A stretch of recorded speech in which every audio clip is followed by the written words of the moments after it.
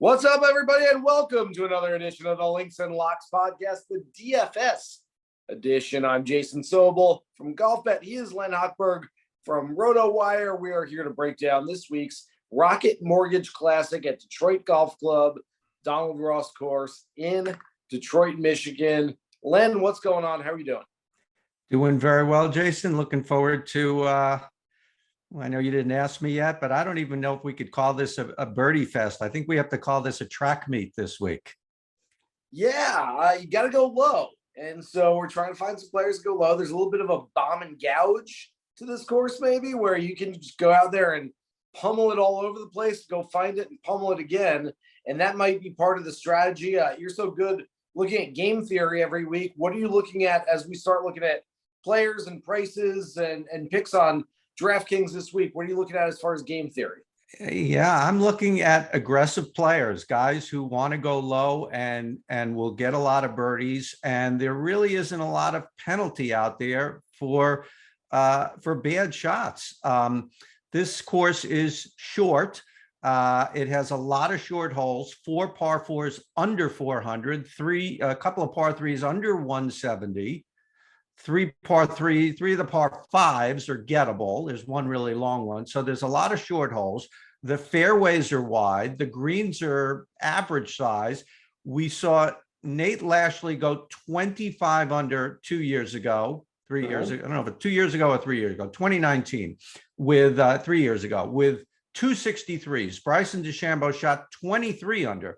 The cut was 5 under. That was really historically low on the PGA Tour, the lowest in years. Last year, only 18 under, only 3 under made the cut, but the weather this year looks like they're almost going to be playing indoors, like mid to upper 80s, 0 rain, very little wind. There's really going to be nothing stopping these guys.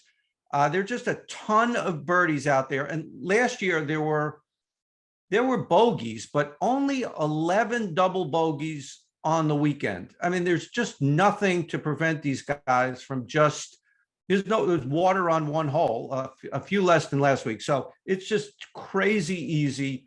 We could see some just incredible numbers this week.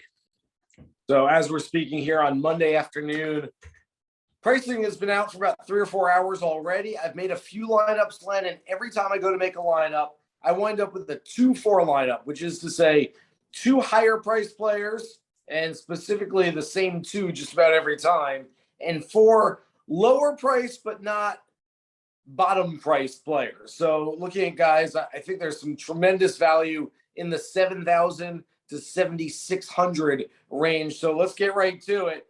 And as we start looking at this top tier, no surprise, tournament favorite Patrick Cantlay is 8-1 in the marketplace this week. He is 10,700 on DraftKings. There's not much of a correlation, though, because Tony Finau is priced nearly double Cantlay in the betting marketplace, but only $100 back in DFS. He's at 10.6, followed by Will Zalatoris at 10.4, Cameron Young 10.1, Max Homa at 9,900, Cam Davis, the defending champion, at 97, Adam Scott 93, Keegan Bradley 92, Kevin Kisner rounds out the top tier at 9,100. What are you looking at here, Len?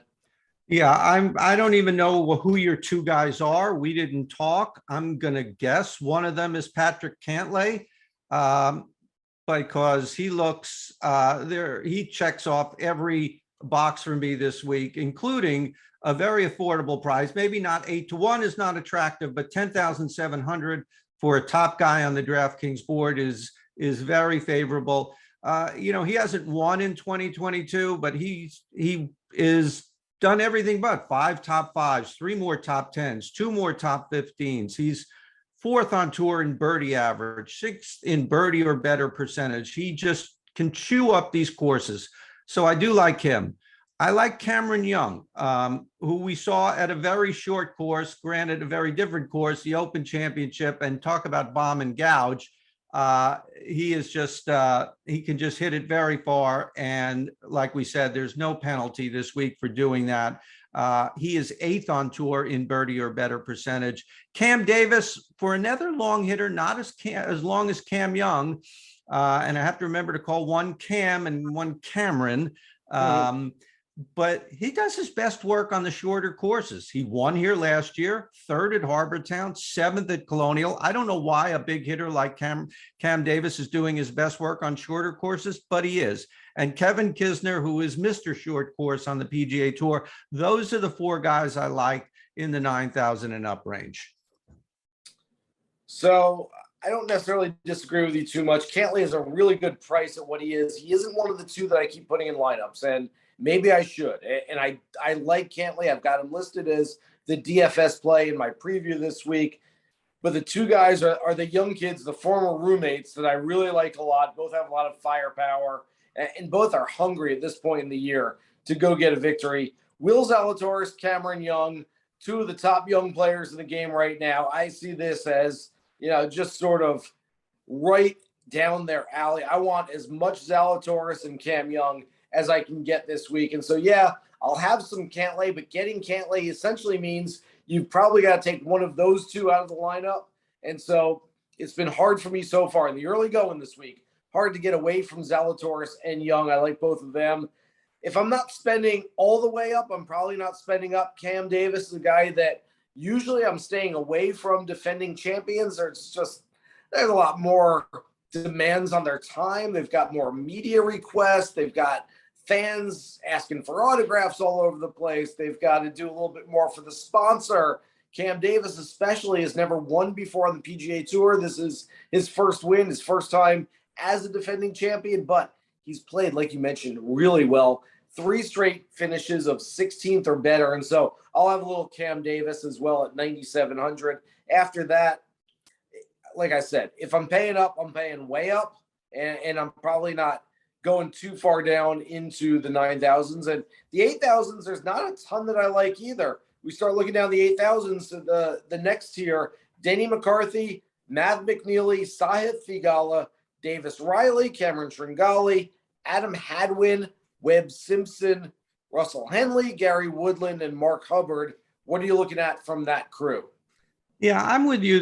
There isn't as much I like here as I do above them and below them. And one of the things that you reminded me, I wanted to mention, when you mentioned Zalatoris and Young, they are both going for their first win. And so are a few of these 8,000s, Theegala, Riley, McNeely. That's sort of one of the subplots for me this week. Whether one of these young guns can finally break through. There's so many of them here. It's not a very deep field. It would be a pretty interesting story if one of them won. And I'm going to say one thing about Zalatoris. This may mean nothing of anything, and not to deter you or anything, but in the first 3 majors, he has missed his next cut every time, whether it's been 1 week or 3 weeks or 5 weeks. It doesn't matter whether he's taken a long rest or a short rest. It may mean nothing. It may be a trivial pursuit question, as I like to call these things, which mean nothing, based in nothing other than coincidence.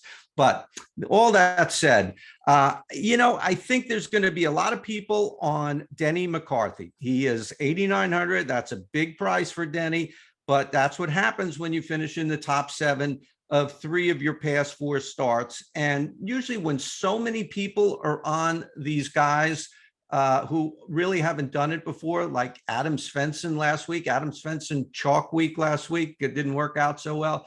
I just sort of pull back a little bit, but Denny McCarthy, one of the elite putters, and that is one of the key things this week. You're going to have to make a ton of putts. So if you want to put Denny McCarthy in there, I am not going to argue with you. Davis Riley, I was very high on last week after a long break, fell flat on his face, missed the cut. Maybe he wasn't ready to come back, or maybe he just needed a few rounds under his belt, but I do like him better this week. Cameron Tringali, a little bit, mostly because he's played well here, 14th last year, 5th in 2019.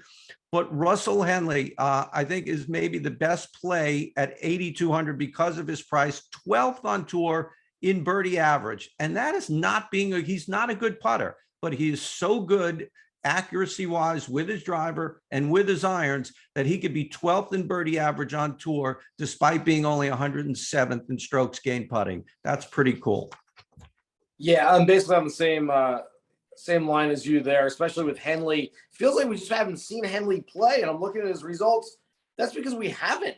He's played 3 events in the last 3 months. He played the PGA Championship, where he finished 60th, didn't really do anything too special, shot 76 in the last round. Played the US Open, where he missed the cut, shot 76 in the first round there. Played the Open Championship, where he shot 75 in the final round. So one big round in each of those 3 major championships. He has not played a non-major since the Wells Fargo Championship back at the beginning of May. That's nearly 3 months ago, the last time we saw Russell Henley in a non-major. I'm not sure what exactly his mindset is. I don't know if this is some pre-live schedule. I don't know if this is, I don't know, wife had a baby and we're, staying at home a little bit more. I don't know exactly why the intermittent schedule for Russell Henley that doesn't include non-major championships. That has me a little bit hesitant to play him, but I do like him. And the only other name I've got written down in the 8,000s is another one that you mentioned, Davis Riley at 8,600. When everyone zigs, you zag. Last week, everyone zigged toward Riley.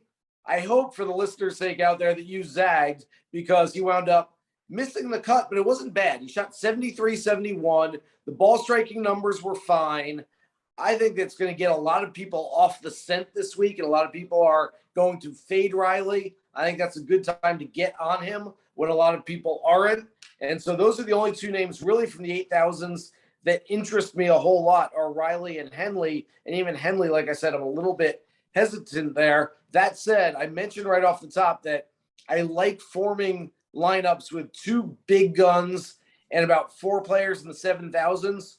Len, I've got so many players in the 7,000s that I want a little piece of. I got 13 names that I've written down. I'm going to go through them real quick because I can't spend long on any of them. Chris Kirk, solid player, good player. Scott Stallings has played really well lately. Cameron Champ is a guy that I quite honestly missed for my preview this week, but I think he birdied 4 of the last 5 on Friday afternoon at the 3M Open this past week, and then shot 67, 67 on the weekend. He found something. Now, whether he can keep it going is another question, but Cameron Champ's got something going right now, and it's a good course, like I said, for guys who absolutely wallop the ball all over the place. Taylor Pendrith, with finishes of 11th and 13th since coming back from a rib injury that knocked him out for a few months. I really like him this week. Jonathan Vegas, Alex Smalley, Chris Gotterup, who's showing up every week now. Wyndham Clark, who had 2 good rounds and 2 poor rounds last week. Only little problem with him is it's his 4th straight week, including the first 2 in Scotland and now 2 in the U.S. Kurt Kitayama is an all or nothing, but hey, all or nothing works for us sometimes, especially in those big contests. We want a guy that at least has some equity of finishing in the top 5, which he's done 3 times already this year. Luke List, Patrick Rogers, Callum Tarrant again. I loved him last week, finished in 7th. I like him again this week. And Trey Mullinax, who isn't too far removed from winning the Barbasol Championship, playing with some house money, nothing to lose this week with a title already to his name. The course fits him as well. That's a whole lot of names in the 7,000s.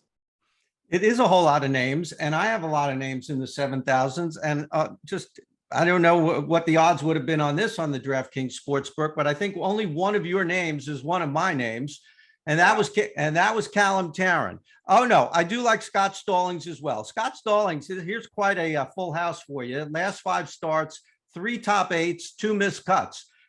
He is very streaky, very hot or not, and maybe a really good GPP play this week because he could really go get you. He's gotten better every year at this course. 64th, 39th, 25th. Ju Young Kim, interestingly, special temporary membership. He has a lot to play for these last 2 weeks. He is sitting right now the equivalent of about 131st in the FedEx Cup point standings. As I understand it, with the special temporary membership, if he matches the 125th guy, then he gets his card for next year. But 125th might not be 125th this year. There's all sorts of weird rules for quote unquote suspended players right now who rank above him on the FedEx Cup points list. I think they're already out. I've looked. They're all gone. They've been erased not from the stats, but they've been erased from the FedEx Cup standings. I don't believe so. At least they weren't earlier today. And I've heard from the PGA Tour. They've told me at the very least they'll fill out the first playoff field with 125 players. So it's not like there will be 10 fewer spots. But looking at the FedEx Cup list, Taylor Gooch, for instance, is still in 20th place on that list. He's the highest ranked player that will not be there anymore. A lot of these guys, quite frankly, weren't having great years. As I'm moving down the list, I'm looking at you're right. Jason Kokrak at 41st. Nope, you are right. Yeah. But regardless, Kim has a lot to play. The point is, Kim has a lot to play for these next 2 weeks, and he's been playing well. And he was top 25th last week. Troy Merritt, 7,600. Sometimes I overthink things. I'm trying not to overthink this. He was second last year, eighth the year before. He lost in the playoffs to Cam Davis with Joaquin Neiman last year. Grayson Sigg is my Callum Tarrant. I went with him last year. He's been on fire. He is $7,100. He delivered a top 10. I think he was also seventh along with Callum Tarrant. He's gone 16th, 27th, 26th, 7th, his last 4 tournaments. The one concern about Grayson Sigg is all these guys, grind toward the top 125. He grinded so much. He's now 107th. He's pretty much locked in. He's not going to fall 18 spots in 2 weeks. Yeah, he'd like to even get better and get into the top 70, but he's 107th. I'm wondering if he might take his foot off the pedal a little bit because his card is secure. So there is that. Those are the guys I like. I did like Callum Tarrant as well. Len, I actually like the guys better who aren't on the bubble. I think when you're playing for your card, when you're playing for essentially your employment for the next season, I think it's very tough. The players who are in that 100 to 112 that are pretty much assured of getting into the playoffs, they're the ones playing with a little house money right now. They're the ones that are playing a little freer and easier and can go out there and not worry about too much. So I actually do like those guys a little bit. So let's get down to the 6,000s. You always pick out some good players, some potentially good plays towards the bottom of this list. And look, this week, if you want to fit in 2 of those big guns, maybe even 3 of those big guns near the top, you're going to need some guys in the 6,000s. Who do you like here? Yeah, my standard favorite on a short course, he's 6,900, Tyler Duncan. He's made 3 straight cuts. That's if you want to exclude the WD at the John Deere.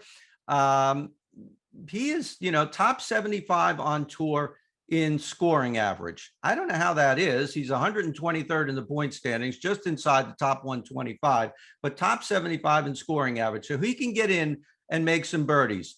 Chesson Hadley at 6,900 and Kelly Craft at 6,700 are 2 guys who have been grinding, making a real run toward the top 125. Neither is right there yet. I will point out that Kelly Craft is 7th on tour in putters, one of the elite putters on the PGA Tour. Again, what we're looking for this week. And lastly, a guy I went to last week, he was 6,300 last week. If you need a 6th guy just to make the cut, Aaron Baddeley made the cut last week. He is 6,200 this week. Not what he used to be by any means, but he used to be a fantastic putter. He was 25th in the field last week in putting. I recommend him only if you're stuck for cash and at 6,200 he fits in and you want to make a cut. He will probably make the cut for you. Boy, you and I are sort of on the same page, but not totally with the same names. I've got a few others here in the 6,000s. Hayden Buckley. I like Lee Hodges. I watched play a lot of golf at the Travelers Championship in person a few weeks ago, and I was impressed. This is a kid who's playing his first year on the PGA Tour. And look, he's not going to be a superstar, but he's going to be this kind of guy that progresses at a nice rate where this year it's keep the car. And he's one of those guys in the 100 to 110 range right now where he's pretty much assured of keeping his spot for next season. And he'll keep getting better and better as the next few years progress. Bo Hostler is a guy that's lost me a lot of money over the years, but I still come back to, I think he wins at some point. And this is a type of golf course where you can get hot and win. Taylor Moore interests me a little bit. He's played well lately. And you always give a low price play. You gave Aaron Baddeley. I will go back to a guy that I also mentioned on the pod last week, Paul Barjon finished in 31st place. I'm telling you, the guy's a pretty good player. And when you're spending 6,200, pretty good is a pretty good return for that. So that is us breaking down the entire DFS field and who we like this week for the Rocket Mortgage Classic. Only thing left is to make our lineup, Len. I'm very interested in how this is going to go. Yeah, and I just want to commend you again. It's just so nice to hear you, the little French. It just adds a touch of class to whatever we're doing here, which probably doesn't have a whole lot of class, but normally. But no, nicely done. I think we were in agreement on at least one of the top guys. So I'm just going to start there. I think we're going to end up there anyway. Cameron Young, it'll be really exciting for me to see if one of these guys, these young guns, Zalatoris, Young, McNeely, Riley, Thagala, can break through and win their first tournament. It's such a good chance this week. I like Cameron Young's chances among all of those guys the very best. Just a bomber of a hitter. There's nothing really to impede him from hitting it as far as he wants. 8th on tour in birdie or better percentage. Completely on board with that. I'm going to take another big name, but I'm going to wait a minute to do it because I'm still thinking about which one I want to go with. But I think I have a good idea. In any case, there weren't too many players in the 7,000s we both like, but we're both on Callum Tarrant, who was really good last week. He's 126 on the FedEx list, but as we mentioned, that FedEx list includes some guys who won't be playing in the FedEx Cup, and so that's essentially something like 1/16 instead. He should be sort of safe with 2 weeks remaining, but he could do himself a bit of good by having a good week again this week at 7,100. Let's plug him in. Yeah, good call there. Good call. Joohyung Kim, we see so many of the international players come over here and they're really heralded and they've somehow made their way up the world rankings and then they just fall flat here. And I know it's a bone of contention with a lot of the PGA Tour players about how some of those guys get their world ranking points overseas and get into better tournaments and stuff like that. But I don't think they can feel that way about Kim. He's really showing he can play. He was third in Scotland. He was 25th at the US Open and 17th at the Byron Nelson, which is another short course. He's showing he can play with these players on all different kinds of tracks. And like I said, he still has a lot to play for this week to get his card. 7,600, he'll fit into just about any lineup. Looking back near the top of the board, I really want to take Will Zalatoris. I listed him as my favorite outright in my preview this week. I like everything about him. The game is there.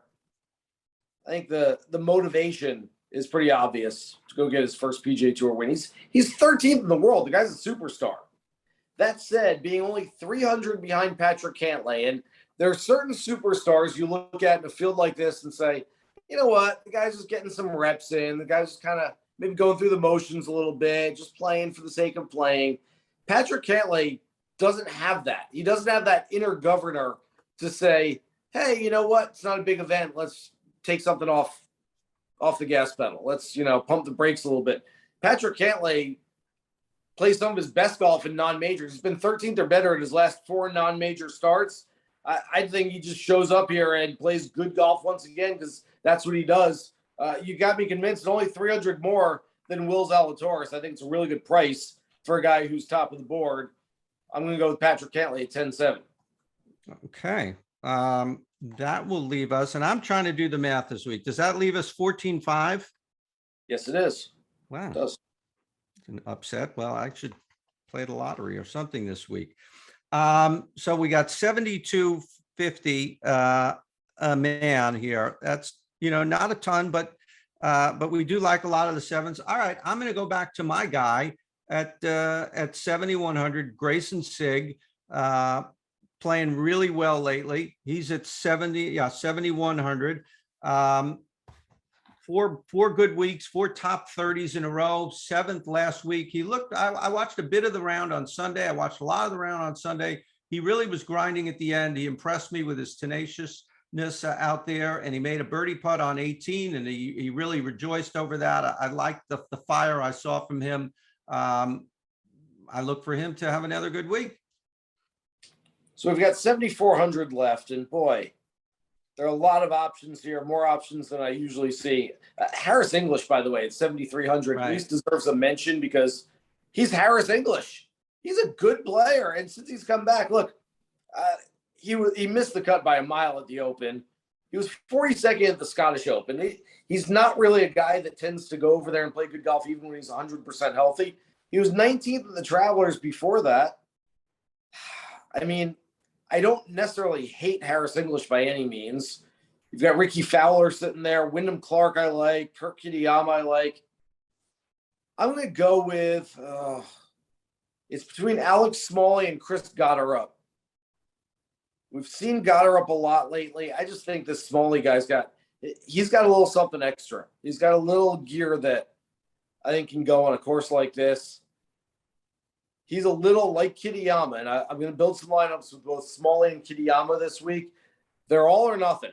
It's either there or it ain't there. And you might wind up with 2 missed cuts, but you might wind up with 2 guys in the top 5, top 10 this week. I like having that for non-cash games for the GPPs. I like that idea. So I'm going to throw Alex Smalley into this one. We've got Patrick Cantlay, Ju Hyung, Tom Kim, Grayson Sigg, Alex Smalley, Callum Tarrant, and Cameron Young. And this is exactly, Len, what I was talking about off the top with 2 studs and 4 guys in the 7,000s. I'm not sure I can get away from this lineup construct this week at all.